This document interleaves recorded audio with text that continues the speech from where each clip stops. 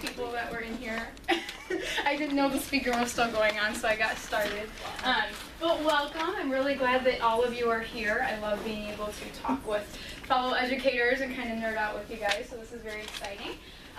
My name is Kaitlyn Ainsworth. I am a 5th grade teacher. When I was here at Augustana, I was a member of Chi Alpha Pi. I was also in dance company, and I student taught in Bettendorf. I have had 3 different jobs during my first 3 years of teaching because I really wanted to find something that was a good fit for me. So my first year, I taught at a charter school in Pingree Grove, which is by Huntley. My second year, I taught 2nd grade in Schaumburg. 2nd grade is not the grade for me. But now I teach 5th grade in the Belvedere School District, which is close to Rockford, and I feel like I finally found a really good spot. So I've gone through this process 3 times, so I really kind of wanted to pick out the main things to share with you all to kind of help you out. So to get us started, start thinking and talking about what intimidates or frightens you or makes you nervous about finding the job or your first year of teaching. So kind of have that conversation and record your thoughts on the whiteboard in front of you. I'm going to give you all of 2 minutes to do this. So go ahead and work on that.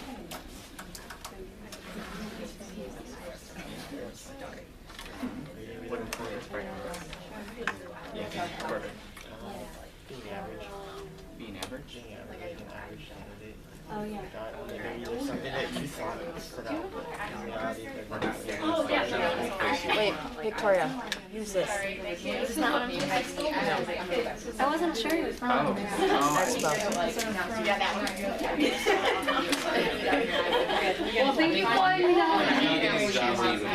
I'll be certified to teach the 12 museum, so choosing a grade level. So whether it's elementary or middle school or high school. Yeah, it is really cool. And yeah, so I'd say like choosing a grade level, and then you can put in parentheses music. Those are like my since I'm more familiar with them.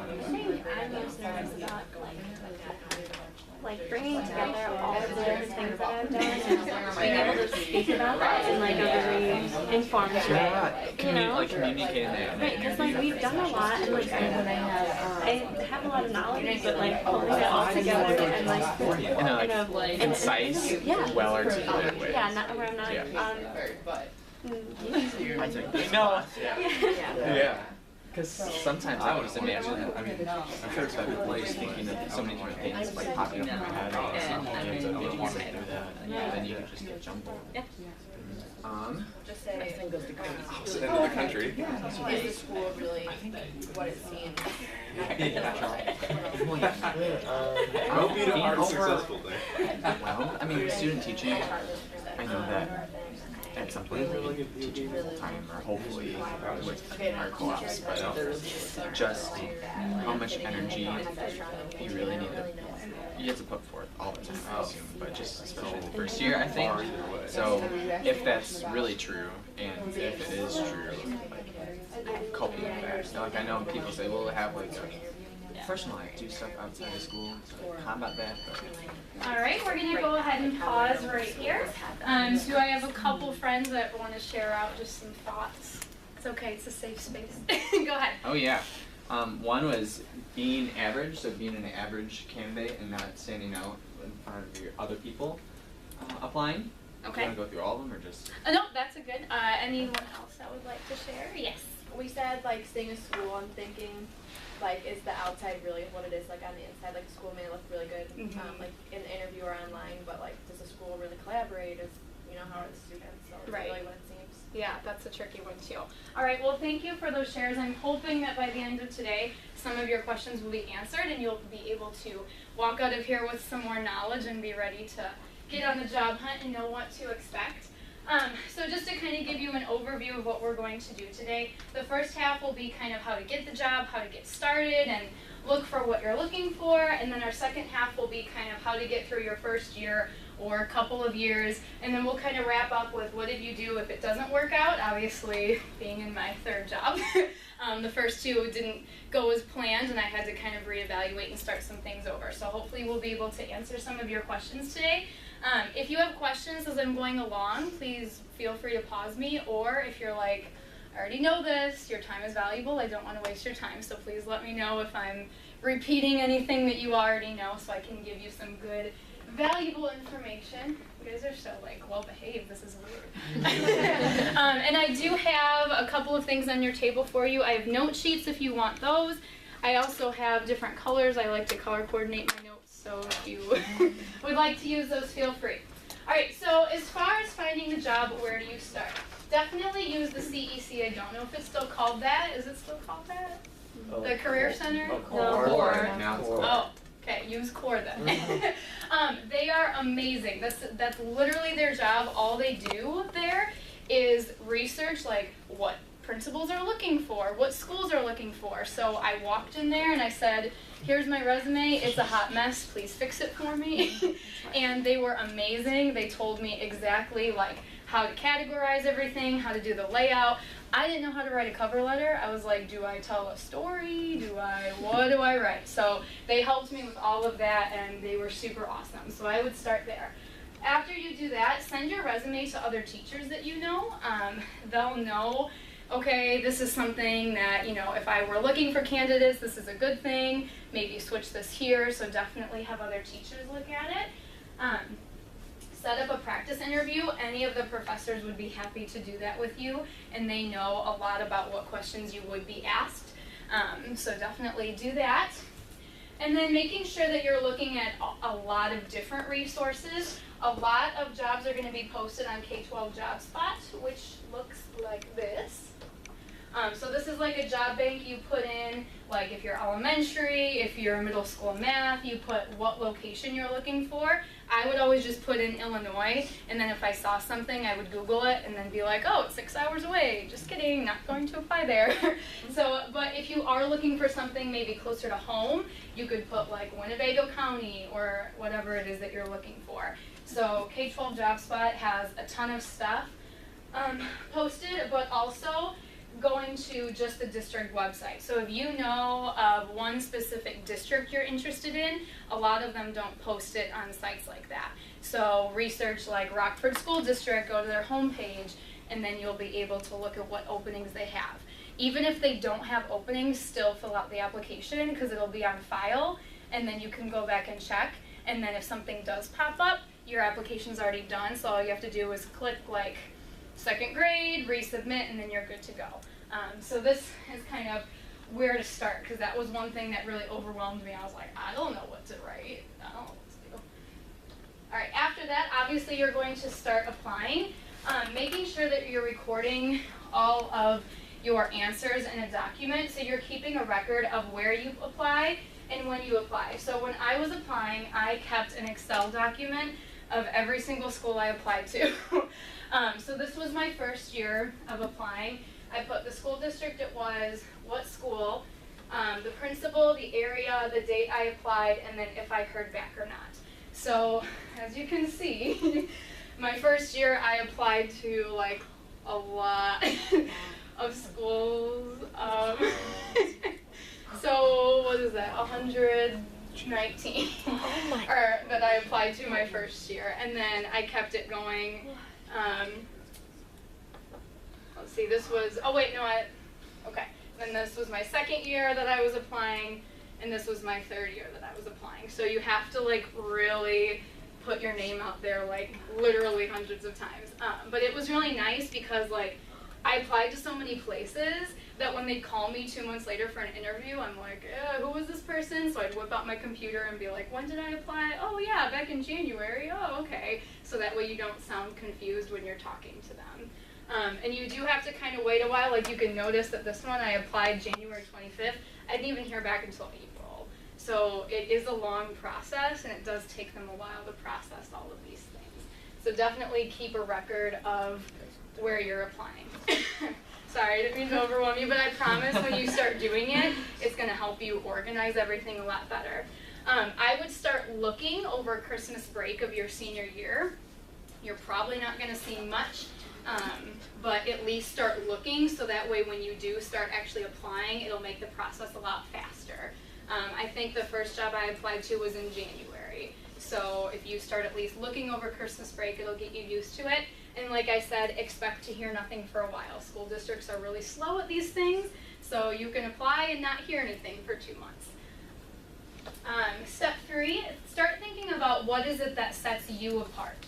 Every teacher is organized, every teacher cares about the kids, every teacher loves to help people. So those are kind of the answers where if you don't want to be average, try to stay away from, because I kind of hear that from everyone. So think about your top 3 qualities and 1 weakness, but phrase it in a positive way.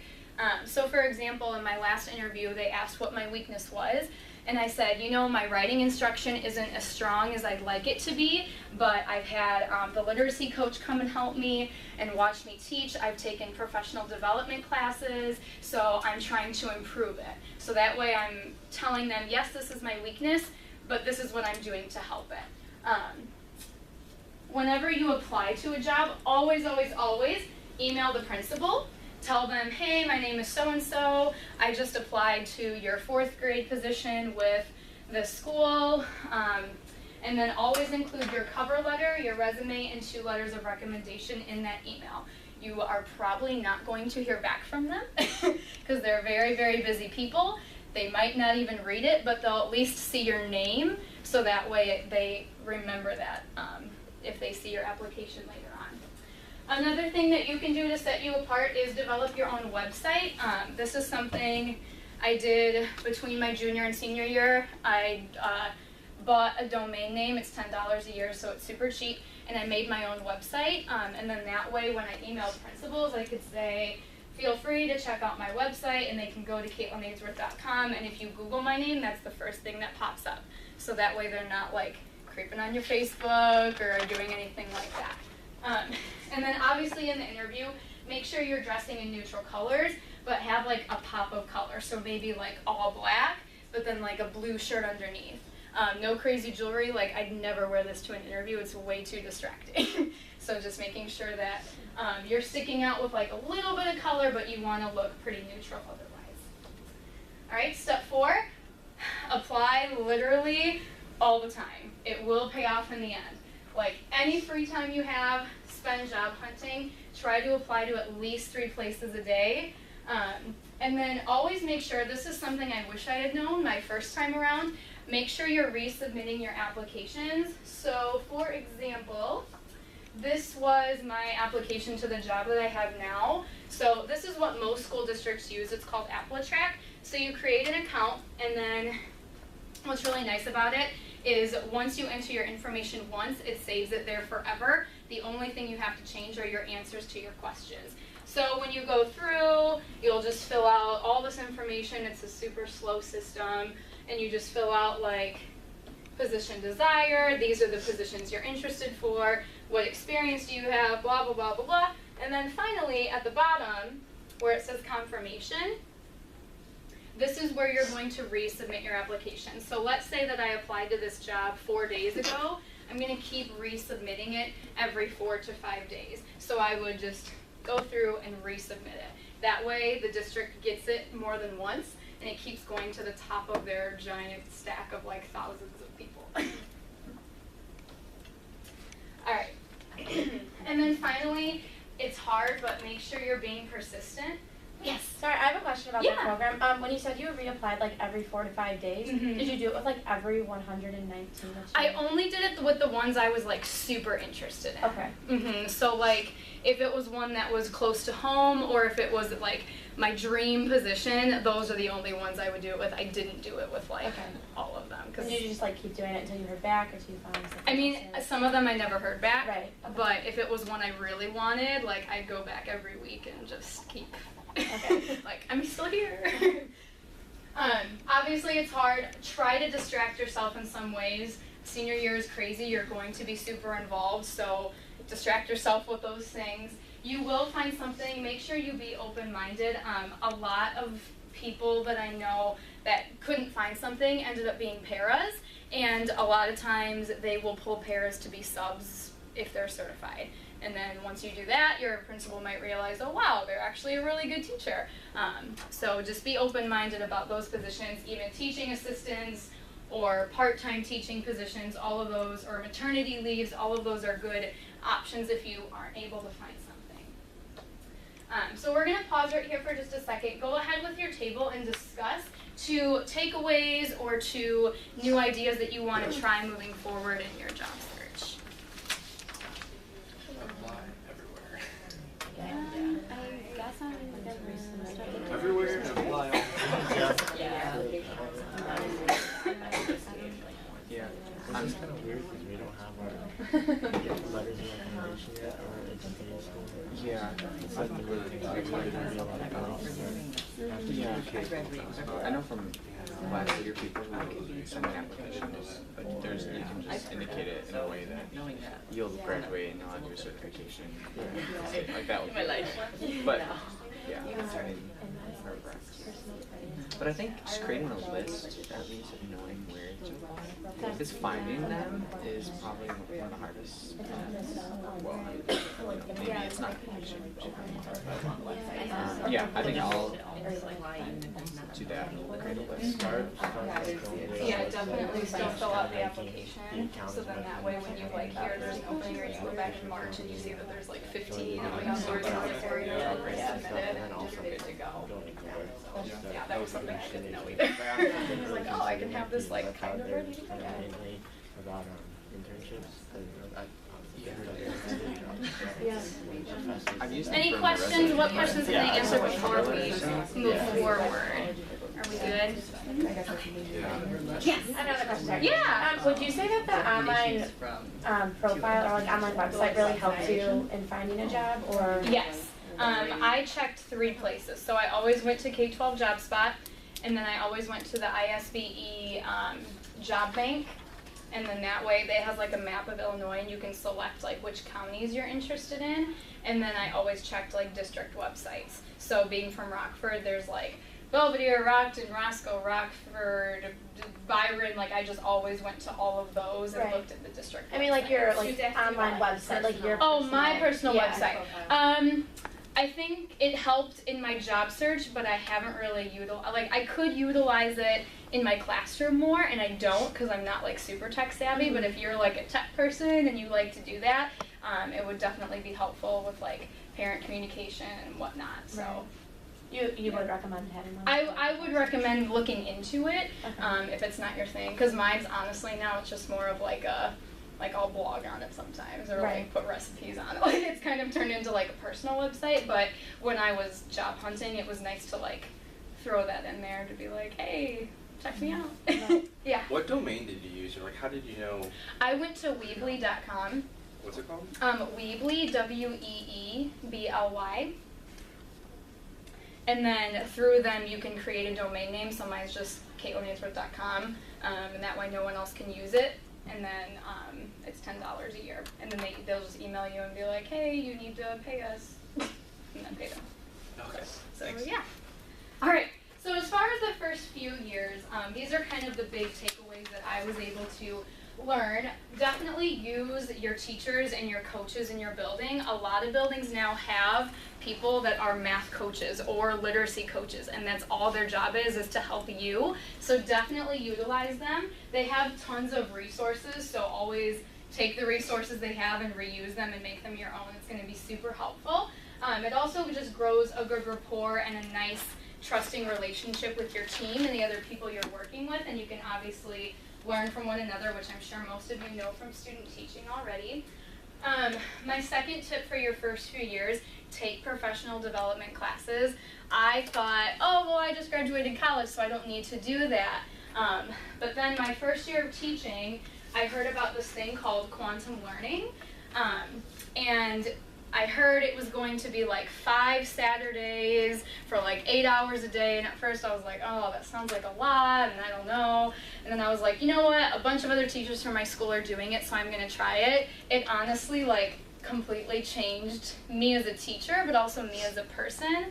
It completely like revamped everything I do in the classroom. It just made me a better person, and this is actually a picture of our last day. We actually like broke boards. It sounds weird, but it was really cool, and I'm not one that's like into feelings and empowerment and all that, but this was actually really cool. They like taught us how to break it with our hand, and it was just really nice to bond with the other colleagues and like bring back these practices into the classroom. So if you have any opportunities, especially if it's free, take those professional development classes. You're going to learn a lot. A lot of districts already provide them for you for free, like the next thing was that I had to learn quickly was giving directions and expectations. I thought with me being a camp counselor for 4 years, I was like, oh, I got this. Like, I know how to give directions. I'm so good at it.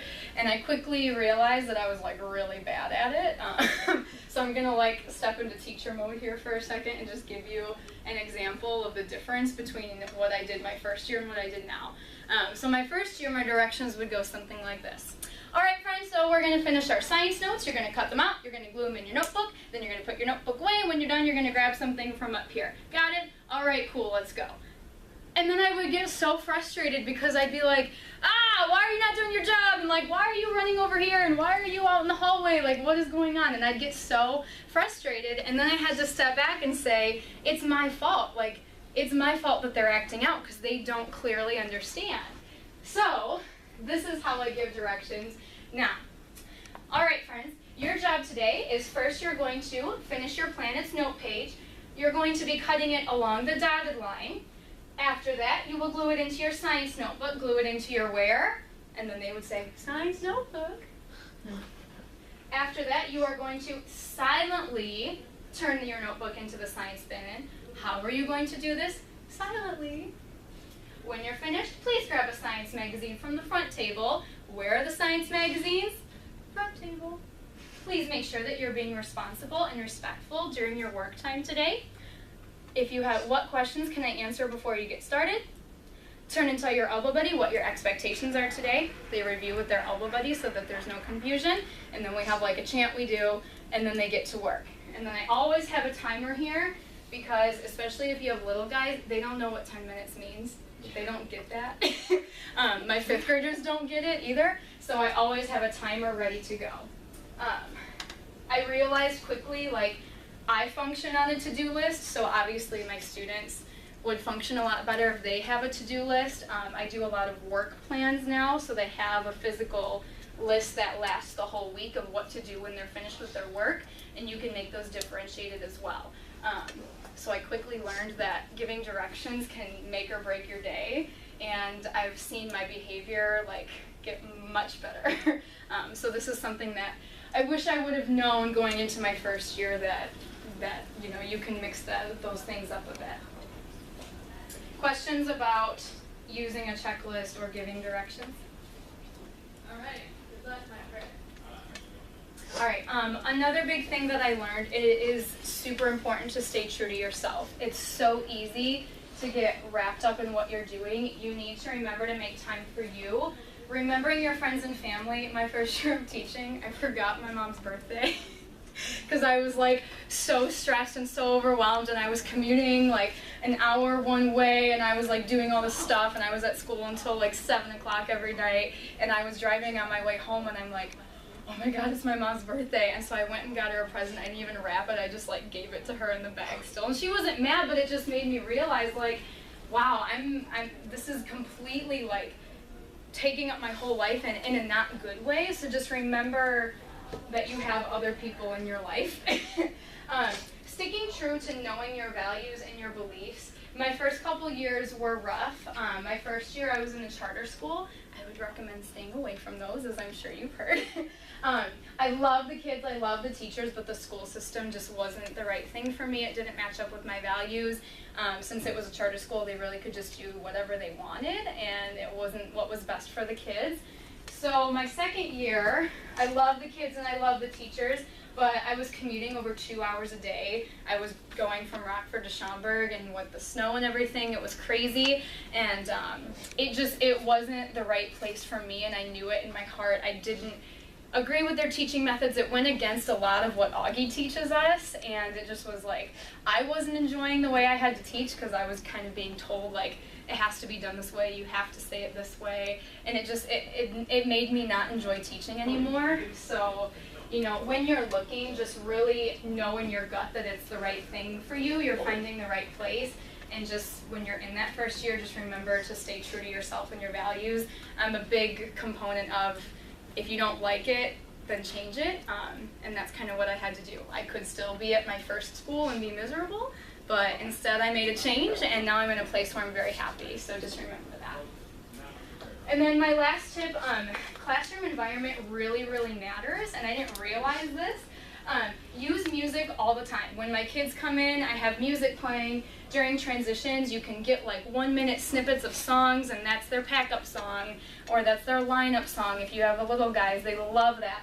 During work time, I always play either like classical or vitamin string quartet. My kids really love because they play covers of popular songs. I always play like the calming playlist on YouTube. They love it. They always stay focused. Always bringing in student voice and choice into your classroom. So giving them choices, but having all of those choices be things that you're okay with. Whenever you're doing, like, this was something I thought was really odd that I learned my first year. Whenever you have a poster or a presentation or a paper, never use more than 3 colors. It kind of makes their minds like freak out a little bit, and then they can't focus on what the paper's doing. So all of my posters are in red, white, and blue, or like blue, green, and white, so no more than 3. And then the optimal temperature for your classroom is 69 to 72 degrees. This is where kind of the zone where kids can learn the best. I cheat with this all the time. My room is like 76 degrees, and my kids always yell at me. And then Dojo is super awesome. I use this in my class all the time. And I thought at first it was a dumb idea, but I love it, and I'm sure some of you have used this. Sorry, I'll be done just now. So each kid has their own profile, and so I can go up to them and I can say, hey Jordan, you're making really good choices. Give yourself points for being on task, and he can click on task and then go back to his seat. Or I can say, Jordan, I don't appreciate how you had disrespect today. Take away points for being disrespectful, and he can take away points for that. And the kids can go online, parents can check in to see what they're gaining or losing points for. So this is a resource that I love using in my room. And then these pictures I stole from the teacher across the hall as far as alternative seating. I haven't completely shifted to this yet. I have a few choices, but she has like 1 table in her room. All the other seating choices are like couches and chairs, and so slowly think about providing other seating options for kids, especially now they can't really handle the whole desk and chair thing. All right, and then as far as if it doesn't work, make sure you just stay hopeful. Teaching is really, really hard, and you might find yourself in a school where you're like, this isn't the thing for me. Like I said, be the bigger person and make that change until you can find a spot where you're happy. If you're starting to feel down on yourself, watch inspirational videos of other teachers. I do that all the time. There's times where you go home and you're like, I don't want to do this anymore. I'm done. I can't. Go home and watch a video of someone else and just get re-empowered. And just keep reminding yourself, you were meant for this. You are a good teacher. You're going to be successful. All right, so what questions can I answer about finding a job, or takeaways about your first year, or questions about that?